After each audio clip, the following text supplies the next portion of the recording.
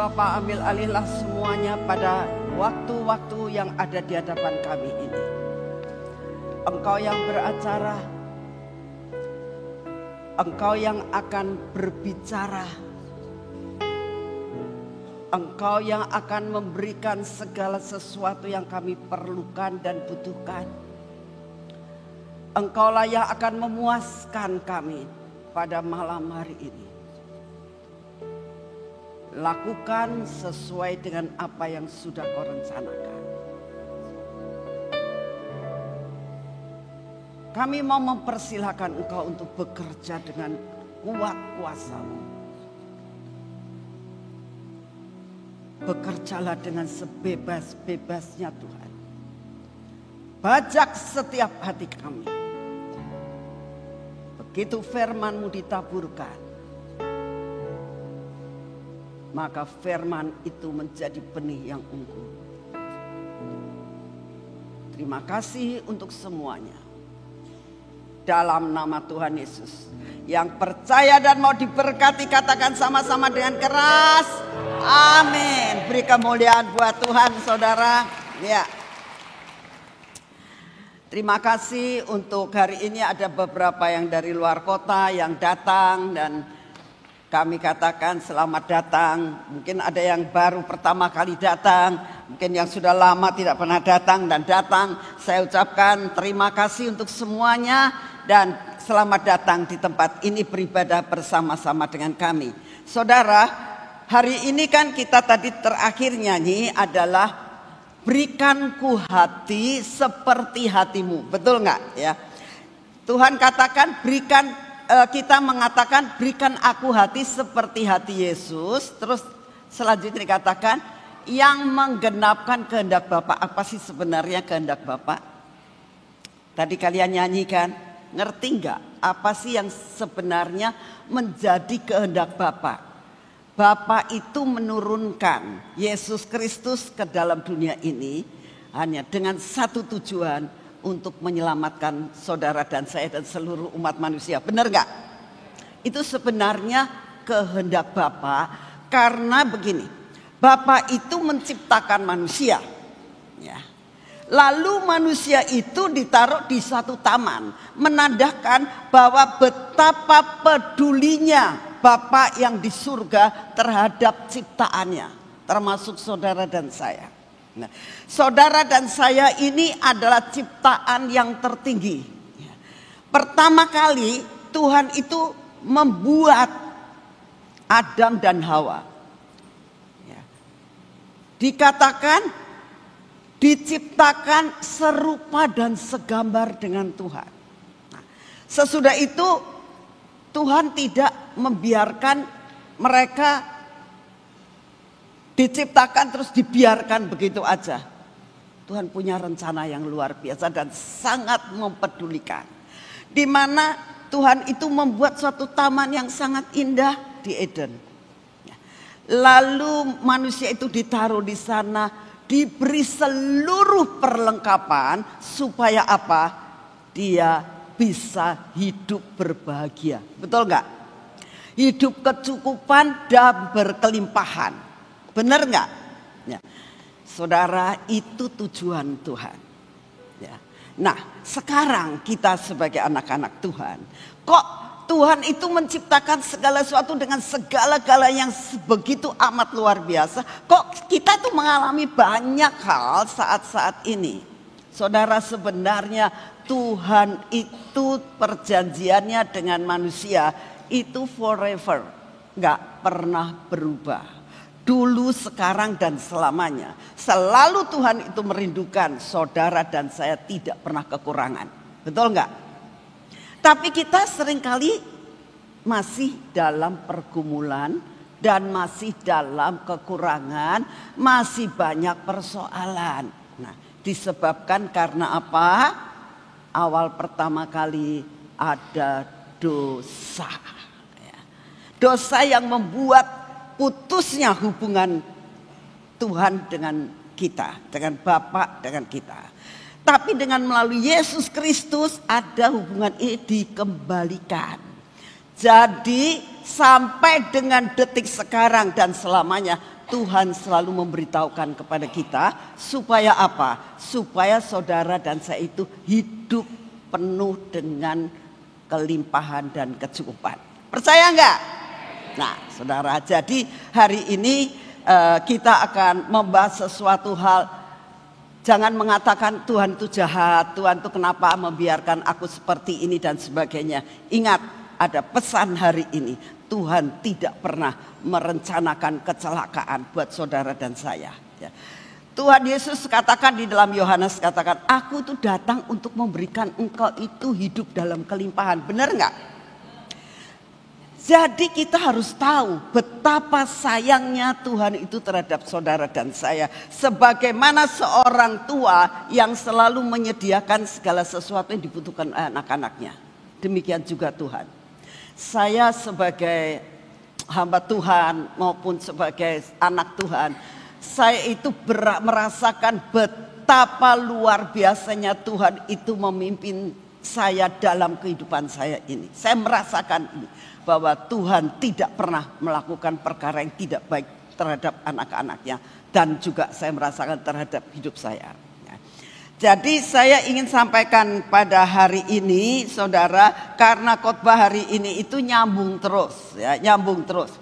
Saya mau tanya saja dulu, siapa yang ikut dalam kebaktian Roshasana kemarin ini tanggal 23? Angkat tangan aja, yang tinggi supaya saya tahu. Ya, nah, ada yang nggak datang, ada yang datang, terus ada juga yang streaming, ya, saudara. Hari ini karena ada urutannya dari awal pertama kali janji Tuhan tentang Roshasana. Saya mau sampaikan Roshasana itu adalah pergantian tahun. Ya, pergantian tahun dari orang Israel. Ya. Nah, pergantian tahun ini selalu ada sesuatu yang Tuhan janjikan. Tuhan itu selalu mendahului sebelum tahun itu dijalani oleh anak-anaknya. Jadi dalam Roshasana itu kita itu dibagikan kunci pada saat itu. Kuncinya seperti ini. Ya. Nah, kunci ini dikatakan Tuhan katakan, aku akan memberikan kunci kelimpahan pada masa kekeringan. Nah, jadi sebetulnya Tuhan itu sudah tahu bahwa kita itu hari-hari di depan kita bukannya tambah baik. Ya. Penyakit macam-macam sekarang itu saudara. Ya. Kesukaran macam-macam. Lalu dikatakan lagi harga mulai naik, terjadi inflasi. Dan semua orang kaya maupun orang miskin saat-saat ini sedang dalam kegelisahan. Ya. Nah, inilah yang dinamakan Tuhan katakan, kamu akan mengalami masa kekeringan. Ya. Di depan kita akan mengalami masa kekeringan. Tapi sebelum itu di dalam Roshasana Tuhan itu sudah siapkan yang dinamakan ada satu kunci, yaitu dinamakan Tuhan kasih kunci kelimpahan, ya, di dalam masa kekeringan. Kita akan mengalami kekeringan enggak? Iya, kita akan mengalami kekeringan. Semuanya mengalami kekeringan. Contoh ya. Kalau kita lihat udara saat ini, panas kan? Saudara ikut merasakan panasnya enggak? Hah? Ayo, tak ajak respon. Merasakan panasnya? Kecuali kalau di tempat ini saudara ngalami dingin karena ada AC ya. Bersyukur kalau saudara itu dapat tidur pakai AC. Saudara bayangkan di tempat-tempat yang lain yang mereka hidupnya dalam keadaan yang minim. Ya. Rumahnya kecil, anaknya banyak, tidurnya empet-empetan, gak ada AC, kayak apa rasanya. Saudara, jadi kita tahu, kita akan ngalami gak? Ngalami. Susah juga sama-sama. Ya. Nah, ini dikatakan bahwa dalam masa-masa kekeringan itu kita ngalami nggak? Ngalami. Tapi sepertinya yang saya tadi katakan, panas kita alami. Tapi kalau kitanya itu ada di dalam ruangan yang ada AC, kita ngalami panas nggak? Hah? Nah, inilah yang dikatakan. Ada yang mengalami, tapi Tuhan akan memberikan sesuatu perbedaan. Nah, inilah yang dikatakan mulai daripada Rosasana sampai dengan saat ini, sampai dengan tahun depan, itu sudah Tuhan siapkan akan poin-poin apa yang harus dipersiapkan. Kalau saudara benar menangkap akan semuanya ini, saya yakin dan percaya saudara akan menjadi orang yang dibedakan. Jadi saya berdoa supaya saudara bisa tangkap. Kenapa saya agak sedikit ulangi tentang Rosasana. Waktu saya mempersiapkan ini, Tuhan katakan, nak, semua orang yang nanti datang pada hari ini itu orang yang spesial. Kenapa? Karena mereka akan mendapatkan sedikit ulangan daripada itu semua dan poinnya. Dan mereka yang benar meresponi itu akan mendapatkan perkara-perkara selanjutnya yang Tuhan sudah siapkan sampai dengan tanggal 13 Januari yang akan datang. Ada perkara-perkara yang ajaib yang terus Tuhan siapkan. Kenapa Tuhan siapkan? Karena saudara dan saya menjadi orang yang dibedakan. Amin. Orang yang dikasihi. Ya. Orang yang dikatakan benar-benar mau mempunyai hati seperti hati Yesus. Ya. Nah, saudara, di kunci kelimpahan, ya, di kunci kelimpahan ini itu ada tulisannya Yesaya 22 dan 23. Tolong ditayangkan. Ya. Nah, Yesaya 22 dan 23 ini ada tulisannya. Jadi nanti saudara, ini makanya kenapa saya katakan orang hari ini yang datang itu adalah orang spesial. Saudara yang belum menerima, ini yang belum terima, jangan bohong ya, nanti saudara sudah terima maju ke depan minta lagi. Itu Tuhan akan sediakan seperti ini. Nah, yang belum punya karena tidak datang pada tanggal 23 November, itu Tuhan sediakan buat kalian nanti boleh maju ke depan dan menerima kunci ini. Ya, beri kemuliaan buat Tuhan. Jadi ini ada sesuatu hal yang spesial saya katakan, ya. Saya nggak sembarangan untuk memberikan kunci ini kepada setiap orang. Tapi tadi sore waktu saya mempersiapkan, Tuhan ngomong, nak, kamu ulangi lagi ya. Akan sedikit janjiku bulan tanggal 23 September. Dan yang datang hari ini, yang tidak datang tanggal 23 dan yang belum menerima kunci, suruh maju nanti dikasih kuncinya. Dan supaya kamu dikunci, kunci ini bukan suatu souvenir, tapi ini ada maknanya. Jadi sebelum saudara yang mau menerima, kita akan belajar terlebih dahulu apa janjinya. Janjinya adalah Tuhan akan memberikan kelimpahan pada masa kekeringan. Sampaikan sama temannya, Tuhan akan menjanjikan sesuatu hal apa? Apa? Kelimpahan pada masa, ya. Yuk kita baca sama-sama karena di ayat ini ada ayatnya. Yesaya 22 ayat 22-23. Firman Tuhan katakan gini. Tuhan akan memberikan kepadanya, yaitu kepada saudara dan saya, kunci istana Daud.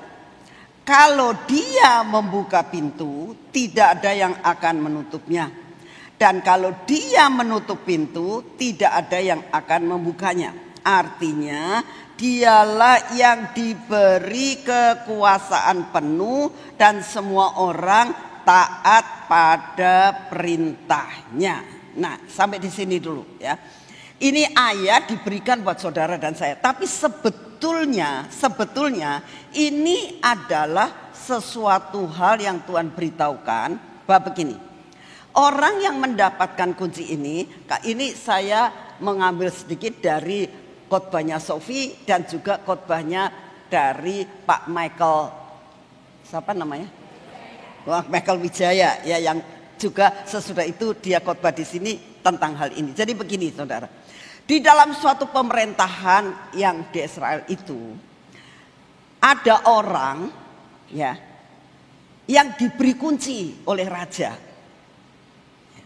Jadi orang yang diberi kunci itu pasti orang yang dipercaya dan dia pakai baju seperti biasa apa yang menjadi panggilannya atau tugasnya. Lalu di sini itu ada satu kayak kantong. Nah, kantong itu berisi kunci. Kunci itu ditaruhnya di sini. Sehingga dia kemanapun juga, semua orang kalau dia melihat ada kunci yang ada di tangan kanannya, mereka akan tahu, oh ini orang tidak sembarangan. Ini orang kepercayaan raja. Lalu di sini dikatakan dialah yang diberi kekuasaan penuh. Diberi kekuasaan penuh. Ya, dan semua orang taat pada perintahnya. Ya. Jadi ini orang nggak sembarangan. Nah saat itu raja memberikan kepada seorang yang namanya Sebna. Ya. Saudara bisa baca di Yesaya 22 ayat yang ke-15. Jadi sebelum ini ayat ke-15 itu diceritakan bahwa raja itu memberikan kepada Sebna, seorang yang dipercaya sama raja, yang diberi kunci di sini. Jadi Sebna itu orang yang benar-benar dipercaya oleh raja dan disegani oleh setiap orang di kerajaan itu. Bukan main-main, tetapi saudara, ya, dia punya kekuasaan membuka pintu. Tidak akan ada yang menutupnya. Artinya sudah dibuka, ya sudah. Yang nutup dia sendiri. Gak ada orang yang berani karena dia punya kekuasaan di sini. Ya. Nah, dikatakan kalau sudah ditutup, gak ada orang yang berani buka. Dia punya kunci. Nah, lalu ayat 23 dikatakan, aku akan membuat kedudukannya kuat seperti paku yang ditancap kokoh di tembok batu.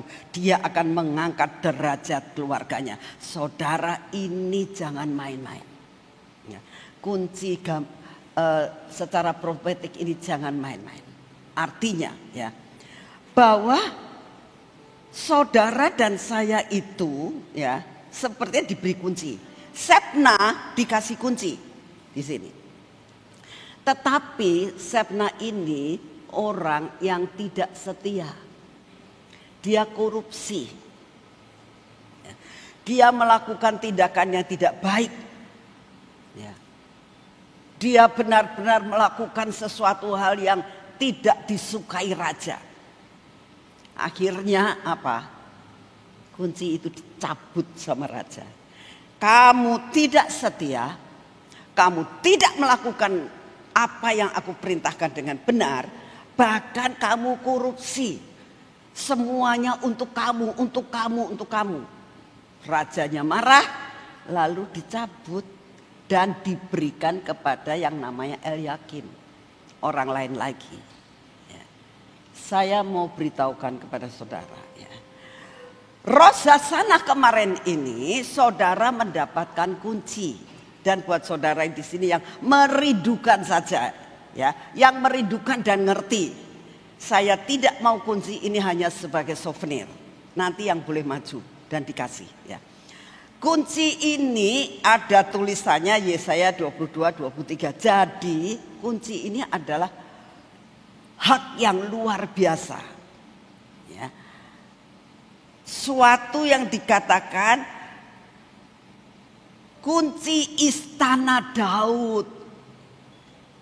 Istana itu kekayaannya luar biasa. Ya. Kalau dia membuka tidak akan dapat orang lain nutup. Ya. Itu luar biasa banget. Nah, itu artinya saudara dan saya itu akan diberi kunci kelimpahan ini. Kalau engkau dengan kekuatan yang dari Tuhan, dengan iman yang Tuhan berikan, dalam masa kekeringan, kau pakai kunci ini, Tuhan, aku dalam masa kekeringan, buat aku bisa menerobos segala sesuatu untuk hidupku berbeda dengan yang lain. Dalam hal pelayanan, dalam hal sakit penyakit, ini kunci luar biasa banget. Ya. Kau lakukan dengan iman, semua akan jadi. Tapi kalau kamu tidak setia, diambil kembali. Ya, ingat. Jadi ini bukan berarti miliknya kamu seumur hidup, tidak. Akan diambil kembali. Ya, saya kira jelas apa yang harus dilakukan. Lalu kan untuk mendapatkan kunci kan ada persyaratannya. Jangan ditayangkan dulu ya.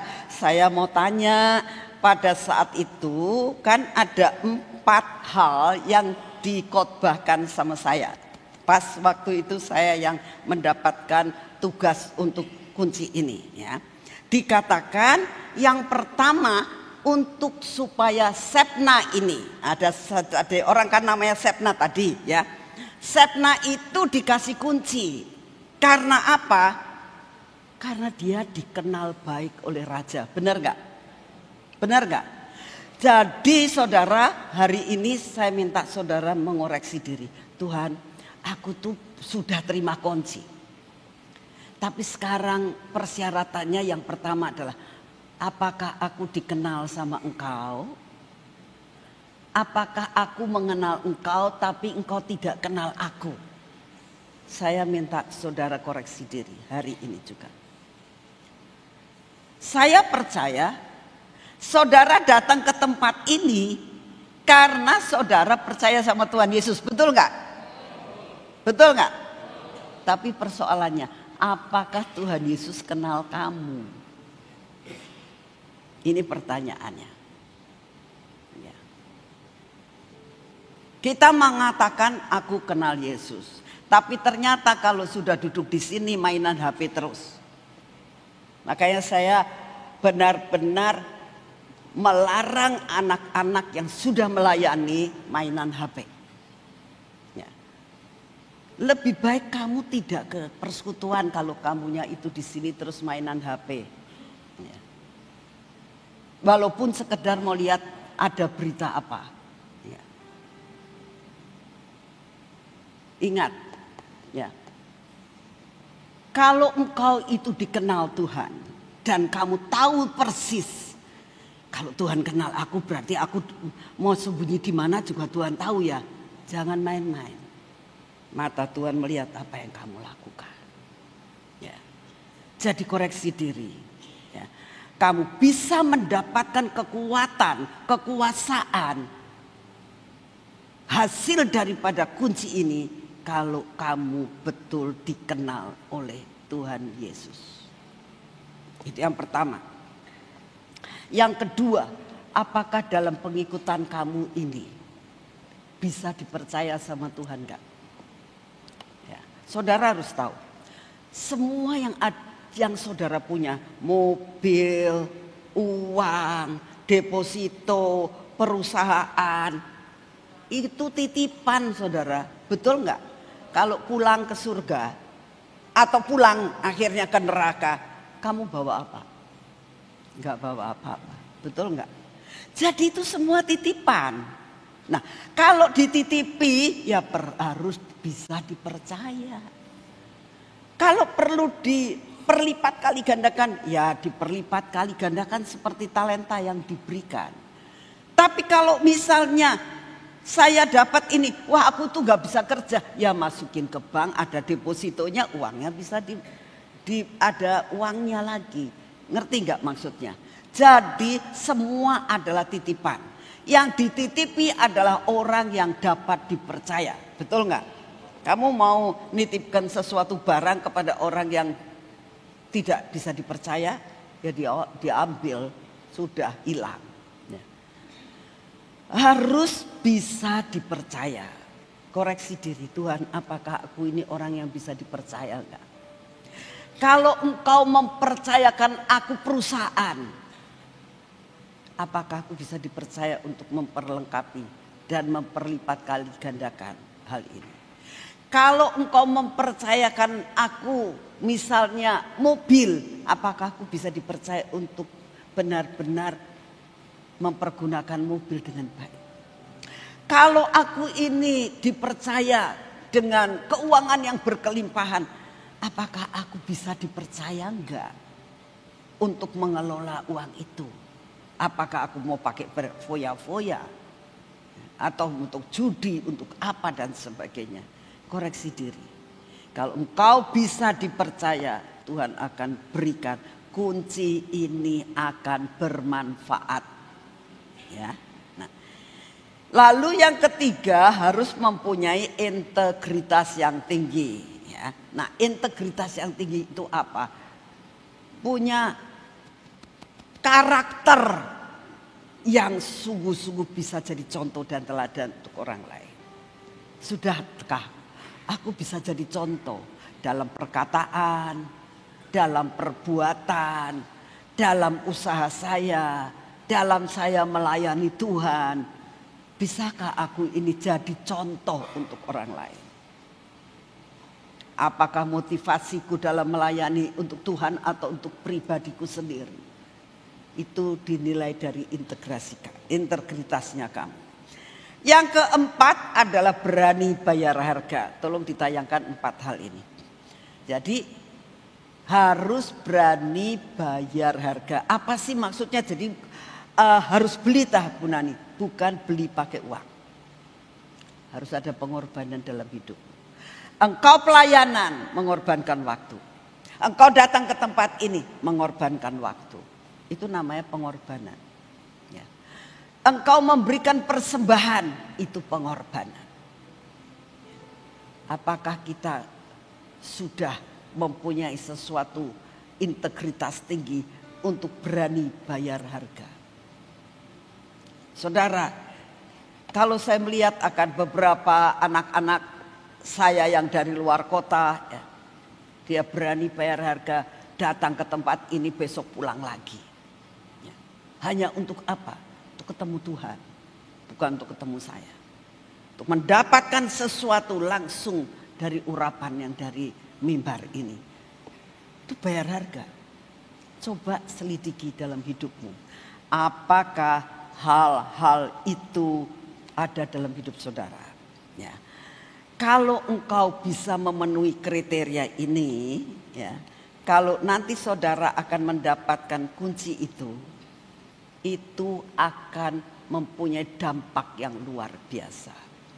Yang penting kau bisa dipercaya. Amin. Nah, ini sekarang baru mulai. Ini sekarang baru kita mau masuk di dalam step khotbah hari ini, ya. Jadi gini, Tuhan kan memberikan suatu janji, ya. Maka saya beri judulnya expansion. Tuhan itu tidak ingin kita itu stuck. Tuhan tidak ingin kita itu dapatnya cuman segini-segini aja, enggak. Tuhan mau perluaslah, perbesarlah teritorial kamu. Karena kau sudah dapat kunci. Makanya saya kasih tahu, kunci ini mempunyai suatu dampak yang luar biasa. Karena hari ini Tuhan mau mengatakan dan menjanjikan kamu harus expansion. Kamu gak bisa di sini-sini aja. Udah di sini aja enak. Enggak. Tuhan bilang perluas teritorial kamu. Perbesar apa yang saat ini engkau punya. Itu artinya expansion. Jadi saya berdoa, ini lanjutan daripada kunci kelimpahan. Ya. Kalau sudah mendapatkan janji, jangan lalu enak-enakan aja, makan tidur. Wah, aku sudah diberkati. Jangan. Tuhan mau bangkit, perbesar kapasitasmu. Perbesar akan teritorialmu. Ini janji Tuhan buat saudara. Jadi kalau sudah lah ya wong aku aja belum dibukakan pintu. Ya kalau belum dibukakan pintu, kamu sudah punya kunci, belum terbuka, koreksi diri. Aku ini dikenal Tuhan gak sih? Aku ini sudah punya integritas yang benar gak sih? Aku ini sudah bisa dipercaya belum sih? Sebab kalau 4 perkara ini ada dalam hidup kamu, saya jamin step yang kedua untuk expansion ini pasti benar-benar menjadi milik saudara dan saya. Jaminan 1000% pasti kalian dapat. Amin. Nah, sekarang kita harus persiapan ya, persiapan untuk expansion. Kita baca di dalam Yesaya 54 ayat 2 sampai 4. Nah, ini yang Tuhan janjikan ya. Perhatikan baik-baik, ini janji Tuhan. Yang pertama kita baca ayat yang kedua. Lapangkanlah tempat kemahmu dan bentangkanlah tenda tempat kediamanmu. Nah, ini benar-benar. Ini Yesaya 54 itu banyak orang suka. Tapi tidak banyak orang bisa menikmati dan mengalaminya. Hari ini akan dibahas supaya kalian mengerti dan kalian tangkap, kalian akan menerima. Ya. Bukan untuk saudara saja, untuk saya juga loh. Ya. Firman ini untuk saudara dan untuk semua yang streaming dan untuk saya juga. Dikatakan gini, lapangkanlah tempat kemahmu, bentangkanlah tenda tempat kediamanmu. Jangan menghematnya. Panjangkan tali-tali kemahmu dan pancangkanlah kokoh-kokoh patok-patokmu. Sebab janjinya Tuhan, engkau akan mengembang ke kanan dan ke kiri. Keturunanmu akan memperoleh tempat-tempat bangsa-bangsa dan akan mendiami kota-kota yang sunyi. Saudara, jadi janji Tuhan bukan untuk saudara saja. Tapi untuk siapa? Untuk siapa? Untuk keturunan kita. Luar biasa kan? Ya. Jangan takut, kata firman Tuhan. Sebab engkau tidak akan mendapat malu dan jangan merasa malu. Sebab engkau tidak akan tersipu-sipu. Sebab engkau akan melupakan masa keremajaanmu dan tidak akan mengingat lagi aib kejandaanmu. Ini artinya begini. Tidak usah malu. Karena ini yang janji bukan manusia. Yang janji adalah Tuhan. Pencipta langit dan bumi yang memiliki saudara dan saya. Ya, gak usah malu. Aku dapat kunci. Aku menjalani ini semuanya. Dan aku terima janji Tuhan. Untuk expansion. Amin. Harus ada iman. Harus ada iman. Ya. Kita akan bahas sama-sama. Dikatakan gini. Lapangkan tempat kemahmu. Ya kan, dikatakan lapangkan tempat kemahmu, bentangkan tenda kediamanmu, jangan menghemat. Jadi ada 3 ya. Yang pertama dikatakan lapangkan tempat kemahmu. Kemah itu bicara tentang apa sih? Kemah berbicara tentang kita bernaung, betul nggak? Ya. Zaman dulu orang kalau mau bernaung, iya di kemah. Ini bicara tentang rumah saudara masing-masing. Termasuk rumah tangga saudara. Ya. Kemah berbicara tentang rumah tangga saudara. Ya. Keluarga saudara yang tinggal di dalam satu kemah. Itu bicara. Tapi kemah juga berbicara tentang pekerjaan. Ya. Jadi saudara harus tahu. Jadi yang Tuhan mau dikatakan gini. Kemahmu itu harus diperluas. Artinya gimana sih Bu? Kalau rumah tangga diperluas boleh kawin lagi enggak? Itu sih keblinger namanya ya. Wes pikirannya wes jelek gitu loh. Wes negatif. Ya. Apa yang dinamakan dengan kemah itu adalah rumah tanggamu harus diperluas. Artinya apa? Artinya adalah kamu punya kapasitas apa bagi kepada keluargamu, memberkati anak-anakmu, memberkati istrimu. Kamu punya sesuatu karakter yang baik, bagikan kepada mereka. Jangan untuk diri sendiri. Nah, itu namanya diperluas. Memperluas keluargamu. Jadi berkat buat keluargamu. Nah, kemah berbicara juga tentang apa? Pekerjaan. Jadi yang Tuhan mau adalah jangan cuma begini-begini saja. Tapi apa? Perluas usahamu. Lah nggak punya modal tubuh, percaya pakai kunci yang Tuhan kasih. Ya. Tuhan, janjimu kemahku harus diperluas. Aku belum punya, jangan ngomong aku tidak punya. Aku belum punya modal. Setiap hari kalian doa, Tuhan aku mau buka dengan kunci kelimpahan ini. Sudah. Ngucap syukur sesudah itu dan kerja seperti biasa. Nanti di dalam saat-saat kamu bekerja itu Tuhan bisa buka jalan sangat luar biasa. Saudara, saya mau kesaksian nih ya. Anugerah Tuhan tuh mempercayakan pabrik sumpit. Ya. Nah itu diekspor ke Jepang. Suatu saat Jepang tuh ngomong begini, saya mau belinya cuman 100 box gitu, nggak mau lebih. Karena keadaan resesi kata mereka. Aduh Tuhan, ini berarti kan penghasilan saya itu berkurang. Saya coba ngomong gitu, Tuhan penghasilan saya itu berkurang Tuhan. Jadi gimana nih? Ya, saya lakukan itu. Saya bilang Tuhan, Rosasana kemarin ini, saya bilang, kan ada kunci kelimpahan. Kau buka, kau terobos. Supaya orang Jepang itu mau beli lebih dari 100. Tiap hari saya hanya lakukan Tuhan. Aku buka di dalam namamu. Setelah itu saya mengucap syukur.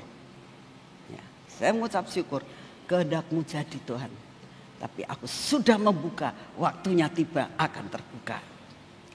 Tiba-tiba apa yang terjadi saudara? Dia email. Dia ngomong. Ada berapa stok yang ada dalam pabrikmu, kami akan ambil. Tuh, saudara, bisa kan? Tuhan sanggup. Cuma nggak usah macam-macam, sudah kita doa buka jalan, buka jalan. Tuhan sanggup kok memperlipat kali gandakan. Apa yang menjadi kebutuhan saudara Tuhan akan kasih. Sungguh perluas, pekerjaan perluas. Suatu saat Tuhan katakan, nak ini kamu sudah punya usaha ini. Bikin satu lagi, bangun satu lagi. Duh Tuhan, ngitung-ngitung kan, orang ngitung-ngitung.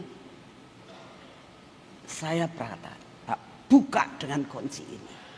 Engkau katakan, perluas teritorialmu. Tak jalani saudara. Dan semua terbuka. Saudara saya khotbah ini karena saya harus ngalami gitu. Betapa apa yang dijanjikan Tuhan itu menjadi kenyataan. Gitu loh. Jadi kalau saudara sungguh-sungguh bisa mengerti dan nangkap, saya percaya saudara pun mengalami sama seperti yang saya alami. Jadi dikatakan inilah lapangkan tempat kemahmu, bentangkan tenda kediamanmu, jangan menghemat. Artinya begini, jangan menghemat itu artinya nggak usah eman-eman. Ceritanya, contoh yang dapat dikatakan jangan menghemat. Ini zamannya lagi kayak begini ya. Saya harus usaha ini. Tapi kalau uangnya ditaruh di sini, ya ini sedikit aja lah. Supaya saya masih punya pegangan uang. Biasanya orang tua itu, kalau namanya pegang uang, senang sekali. Ya, Saya tadi pagi baru ngajarin Mak Yu. Mak Yu kalau ketemu saya selalu gini, "Nok, doain Mak ya." Minta didoain apa? Supaya cukup Mak. Mak wes cukup. Bahkan lebih.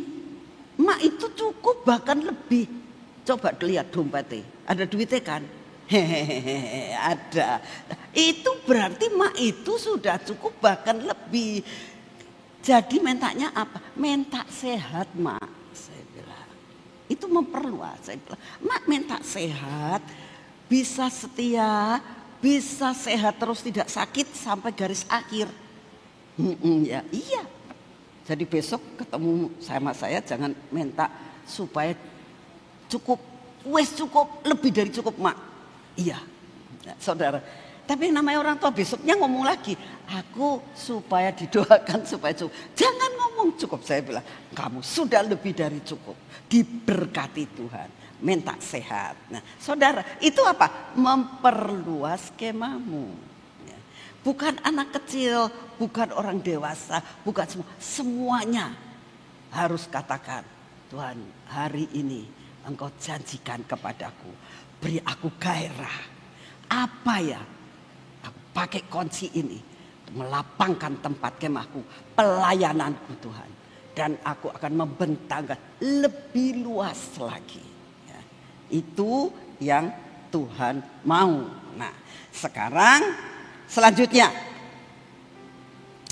Apalagi sih yang perlu kita itu tempat kemah dilapangkan dan dibentangkan. Apa itu? Tanggung jawab. Ya, kita harus punya tanggung jawab yang besar. Diperluas tanggung jawabnya saudara.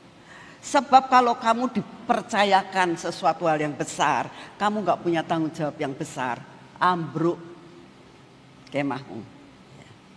Jadi harus punya kapasitas yang besar. Apa itu kapasitas? Kapasitas bukan bicara tentang keuangan aja. Kapasitas dan karakter dalam hidup. Ini loh. Engkau harus membangun akan kerohanian kamu. Engkau harus membangun akan manusia rohani kamu. Itu yang sangat penting sebagai dasar dari bangunan yang di atasnya kamu akan tempatkan. Sebab kalau tidak, bangunan itu akan runtuh. Seringkali apa yang kita minta, Tuhan berkati aku, berkati aku. Sebenarnya waktu belum kuat kitanya. Karena kita belum kuat, apa akibatnya? Ambruk. Berapa banyak ya orang tua yang mempunyai sesuatu kekayaan yang luar biasa. Contohnya Salomo saja. Salomo itu kekayaannya sangat luar biasa. Tapi pada saat dia tidak mempersiapkan Rehabiam, apa yang terjadi? Pecah. Gak kuat. Gak kuat. Karena perkara batiniahnya tidak disiapkan. Saya berdoa, siapkan. Yang penting adalah rohani anak-anakmu. Sehingga pada masa engkau memberikan sesuatu, dia udah kuat. Sebab kalau tidak, berapa banyak orang yang kaya dan sangat kaya pada generasi ketiga hancur, pasti habis. Karena apa? Tidak mempersiapkan fondasi yang kuat tentang apa? Kerohaniannya. Saya berdoa, mendorong saudara semuanya, siapkan perkara-perkara rohani buat anak-anakmu. Kalau perkara jasmani perlu enggak Bu? Perlu waktu. Tapi yang penting siapkan mereka untuk mereka punya dasar yang kuat, fondasi yang kuat untuk menerima kemah yang sudah engkau bangun. Ya. Kita baca dalam Matius 9 ayat 17. Demikian juga anggur yang baru tidak disimpan dalam kirbat yang tua. Karena jika demikian kirbat itu akan koyak sehingga anggurnya tumpah dan kirbat itu pun hancur. Tetapi anggur yang baru disimpan dalam kirbat yang baru, dan dengan demikian terpelihara keduanya. Ini maksudnya apa ya Bu? Artinya begini, Tuhan akan memberikan yang baru kan, kemah yang baru, bentangkan, kamu akan membangun bla bla bla bla begini ya. Tapi kalau rohani kamu ya tidak siap, itu akan hancur. Sepertinya anggur yang baru. Ini hari ini Tuhan kasih anggur yang baru, tapi kirbatmu masih lama, hancur nantinya, gak jadi berkat ya. Hari ini Tuhan menjanjikan yang luar biasa, perbarui kirbatmu. Kantongmu harus baru. Caranya bagaimana? Belajar dari Abraham ya. Kita baca dalam Kejadian 13 ayat 14. Ini yang gak ada, yang saya bilang harus ditayangkan ya. Kejadian 13 ayat 14. Sebelumnya saya mau sampaikan begini saudara. Pada waktu Abraham keluar dari Ur Kasdim sama orang tuanya sampai di Haran. Lalu orang tuanya meninggal semuanya. Lalu dikatakan Abraham itu keluar bersama dengan Lot. Sedangkan kalau saudara lihat firman-Nya, pergilah engkau, tinggalkan orang tuamu, sanak saudaramu. Lot itu termasuk sanak saudara bukan? Iya, suruh ninggalin. Tapi Abraham bawa, karena apa? Bahasa Cinanya baisenggilah ya. Kasian, dia nggak punya papa, papanya meninggal. Wis ponakanku tak bawa lah. Baik nggak? Baik. Yang baik belum tentu Tuhan suka. Saudara harus tahu ya. Sesuatu yang kau lakukan yang baik itu belum tentu Tuhan suka. Saudara tahu akibat daripada Abraham membawa Lot, ya, apa yang dijanjikan Tuhan menjadi tertunda. Ya. Dikatakan anaknya juga janjinya anak tertunda. Yang kedua, terjadi perselisihan antara Lot dan Abraham. Betul? Akibat apa? Yang seolah-olah baik belum tentu itu kehendak Tuhan. Ingat-ingat ya. Belum tentu. Tujuan baik belum tentu itu maunya Tuhan. Hati-hati. Nah, lalu apa yang terjadi? Terjadi perpisahan antara Lot dengan Abraham. Sejak saat itu janji itu menjadi kenyataan. Kita baca. Setelah Lot berpisah daripada Abraham, berfirmanlah Tuhan kepada Abraham. Tuh lihat ya. Sesudah dia memisahkan diri, sesudah beberesan dengan Tuhan, biasanya kirbatnya itu jadi satu. Tapi Tuhan ngomong, nak, pisahkan. Kamu harus punya kirbat yang baru. Abraham sadar. Ya sudah, akhirnya Lot pergi. Dia sekarang punya kirbat yang baru. Sendiri bersama dengan keluarganya. Lalu apa dikatakan? Firman Tuhan kepada Abraham. Janjinya digenapkan. Pandanglah sekelilingimu dan lihatlah dari tempat engkau berdiri itu ke timur, barat, utara, dan selatan.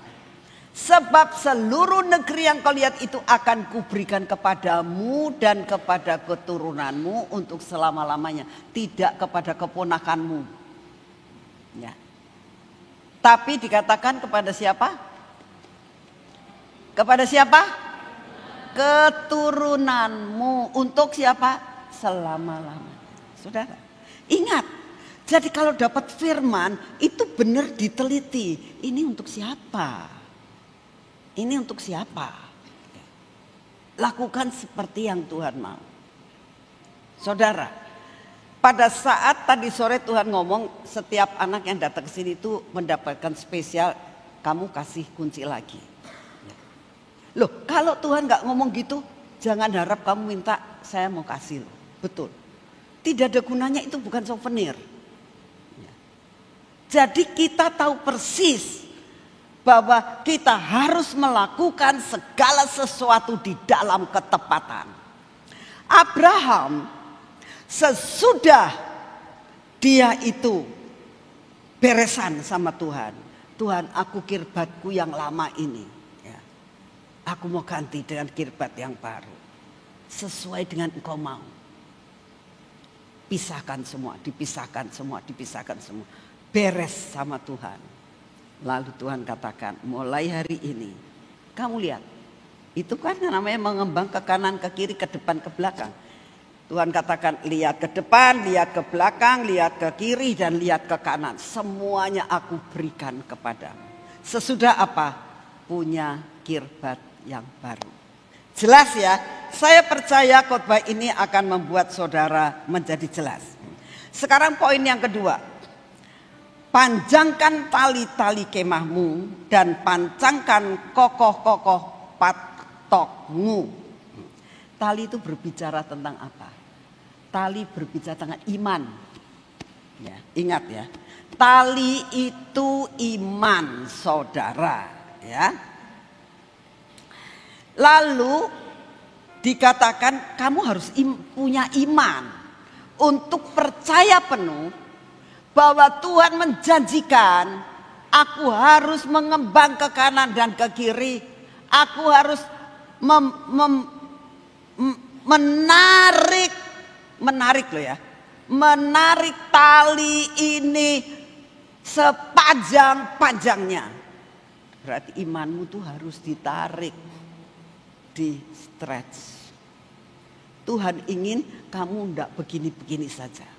Harus punya iman. Talinya tarik yang panjang. Punya yang dinamakan mimpi. Tuhan, aku punya mimpi. Itu iman. Nah, lalu kalau kita lihat, ya seringkali kan kita, ya aku sih punya iman tapi nggak bisa tuh. Nah, kita belajar dari Gideon, ya. Itu ada loh dalam Alkitab ada bahwa ada seorang yang namanya Gideon sama saja mengalami penderitaan sampai nggak punya iman. Kita baca Hakim-Hakim 6 ayat 15, tolong ditayangkan. Hakim-Hakim 6 ayat yang ke-15.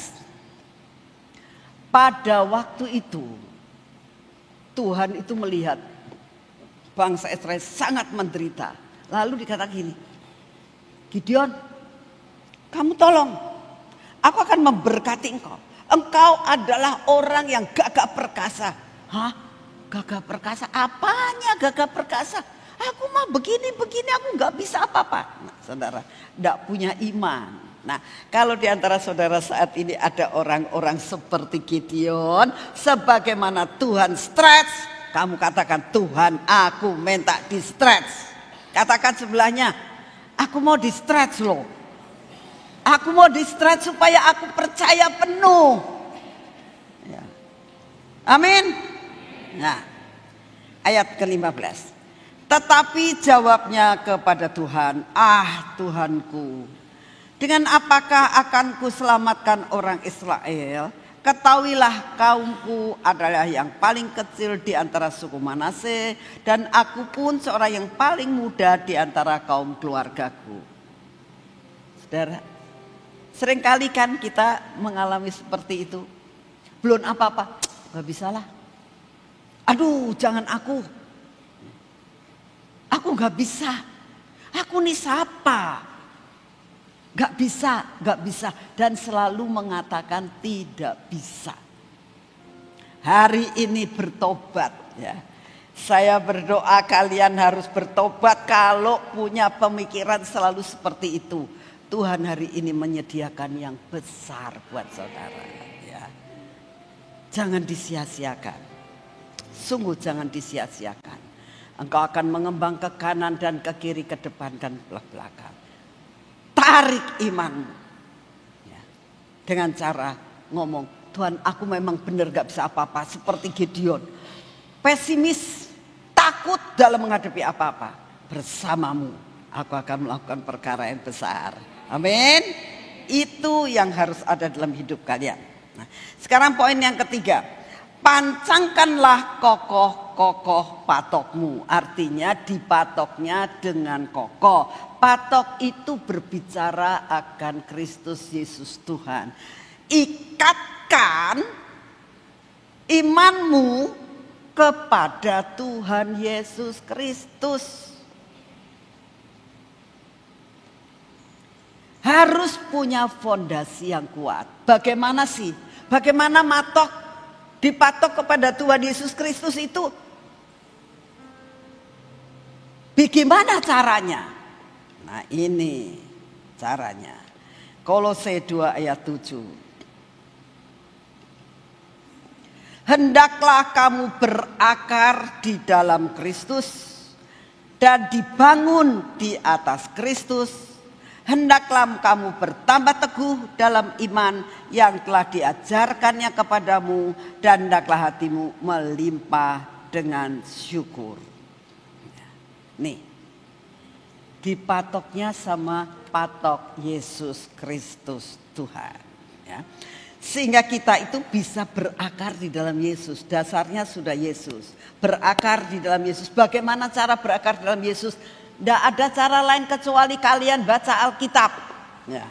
Bagaimana saya tidak bosan-bosan terus memberitahukan kepada anak-anak saya. Baca Alkitab, baca Alkitab. Ya. Sampai kepada cucu saya pun. Saya selalu ngomong, udah baca Alkitab belum? Selalu saya tanamkan sejak masa kecil. Baca Alkitab. Kenapa?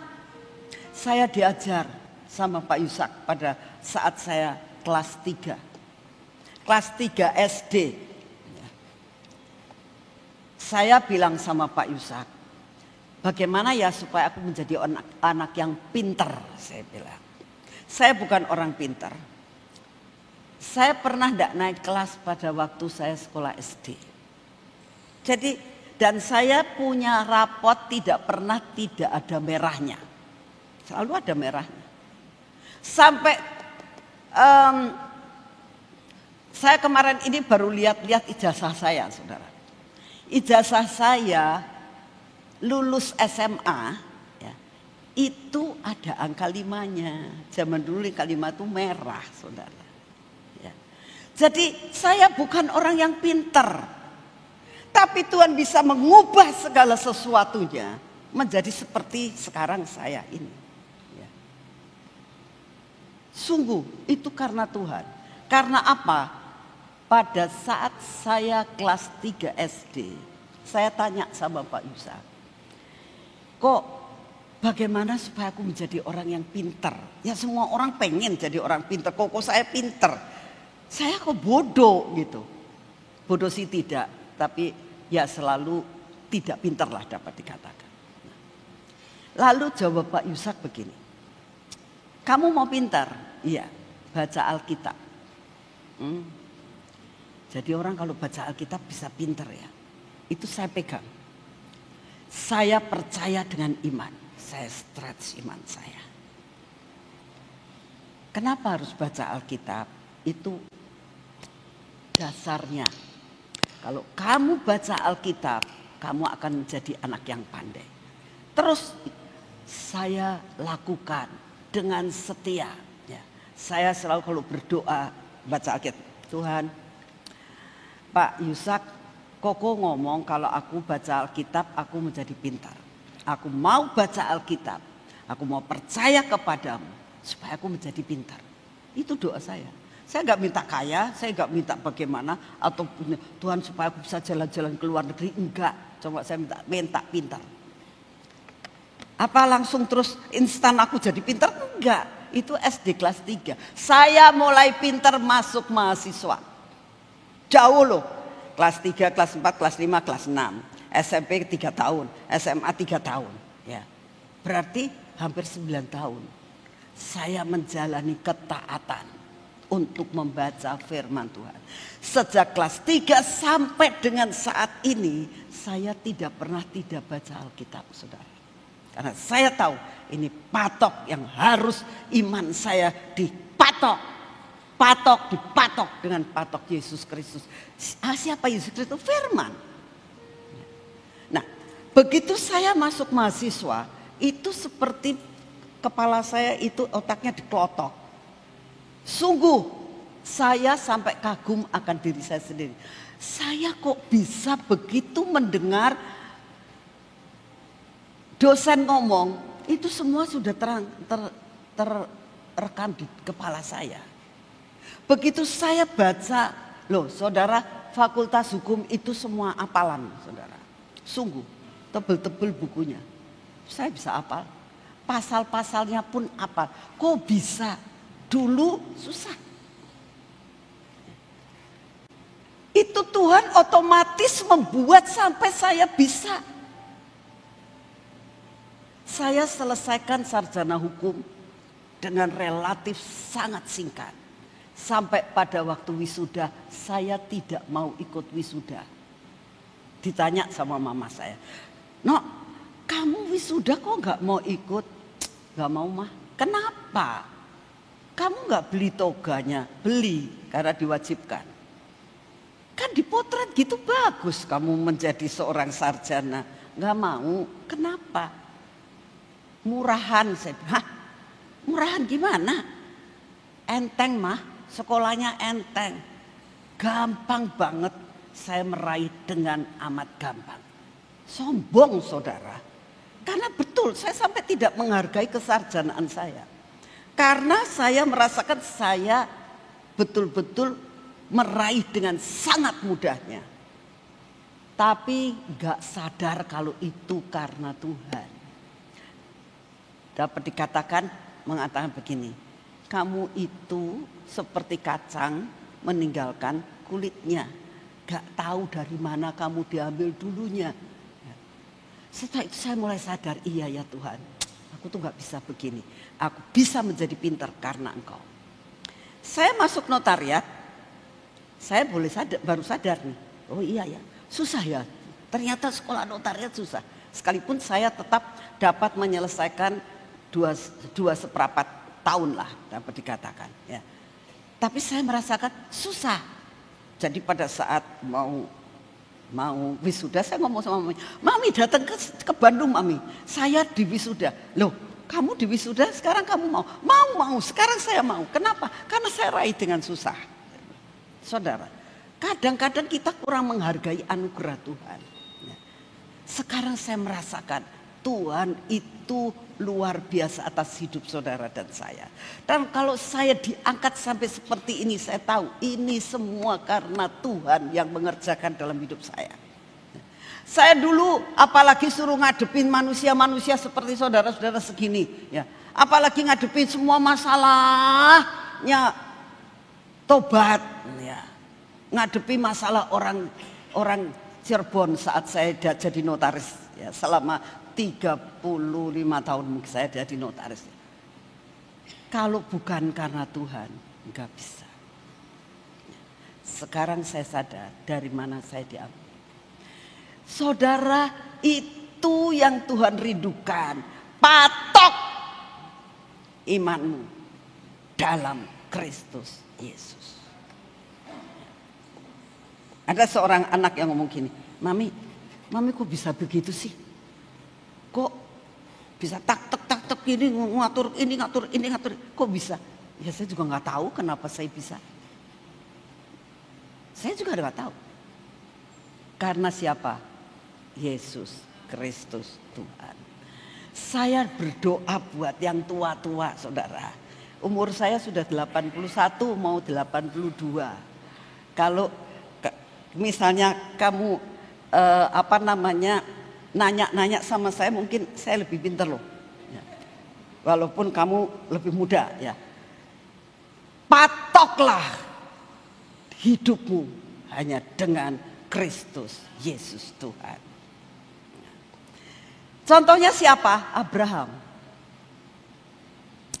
Kejadian 24 ayat 1.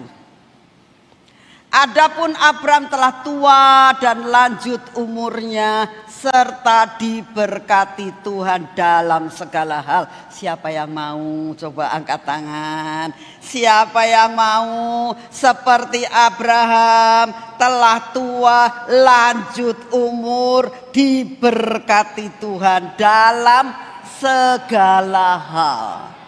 Bukan hanya untuk perkara-perkara yang jelek atau yang bagus atau setengah bagus, dalam segala hal. Ayo, hari ini ekspansi. Ayat-ayat yang terakhir dikatakan, sebab engkau akan mengembang ke kanan dan ke kiri, keturunanmu akan memperoleh tempat bangsa-bangsa dan akan mendiami kota-kota sunyi. Sekali lagi kita lihat janji Tuhan tergenapkan. Ayat yang keempat dikatakan, jangan takut. Sekali lagi ya, sebab sebagaimana engkau tidak akan mendapat malu.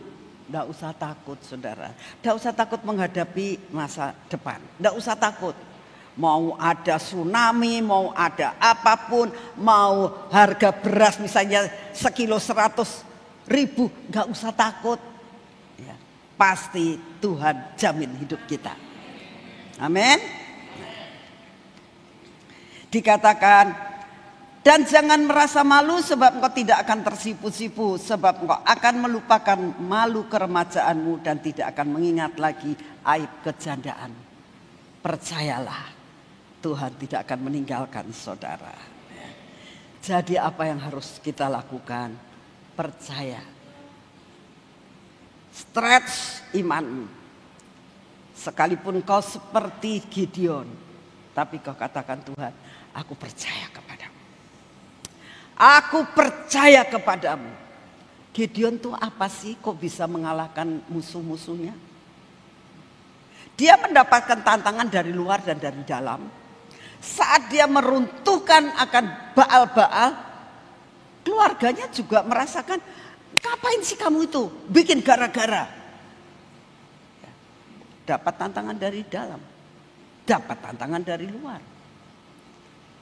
Lalu dikatakan Gideon minta tanda. Saya mau tanya, boleh enggak kita itu kalau misalnya masih ragu-ragu minta tanda sama Tuhan? Boleh.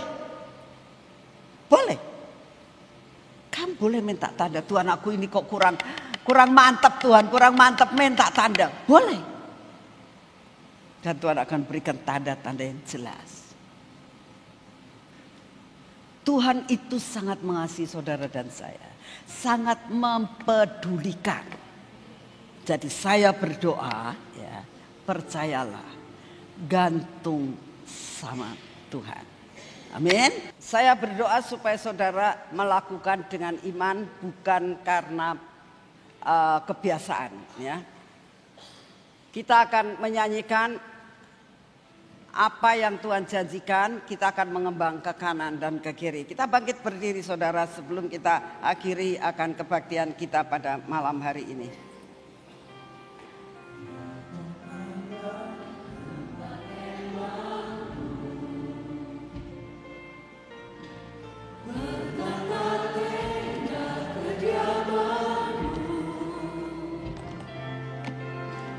Jangan menghemat, pancangkan talinya dan pancangkan pokok patokmu.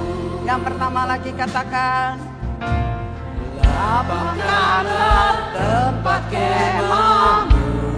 Lapangkan dengan iman kau katakan, bentangkan tenda kediamanmu. Bentangkan tanda kediamanmu. Jangan menghemat, pancangkan talinya dan pancangkan pokok patokmu. Katakan dengan iman. Sebab kami kan mengembang ke kanan ke kiri, keturunanku kan memperoleh bangsa-bangsa. Dan lagi-lagi kota-kota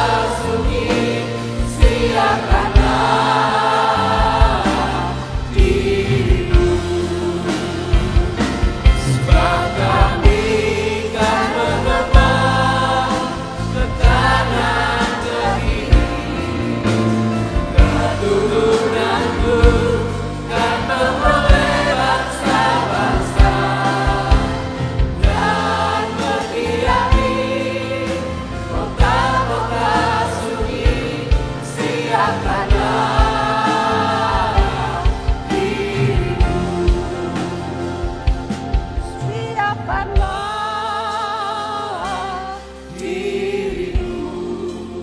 akan berdoa. Bapak, kami berdoa buat saudara-saudara kami yang sudah menerima patok. Engkau yang akan terus membuat mereka mempunyai iman yang dipatokkan kepada patokmu, diikat erat-erat Tuhan, sampai apa yang dirindukan menjadi kenyataan. Terima kasih Bapak, dalam masa-masa kesukaran Engkau akan berikan kepada kami kelimpahan. Terima kasih untuk firman-Mu, terima kasih untuk semua. Siapkan hati kami saat ini untuk mau memberikan yang terbaik untuk-Mu Tuhan. Terimalah persembahan kami, karena ini yang terbaik yang kami mau berikan kepadamu. Di dalam nama Tuhan Yesus. Amin.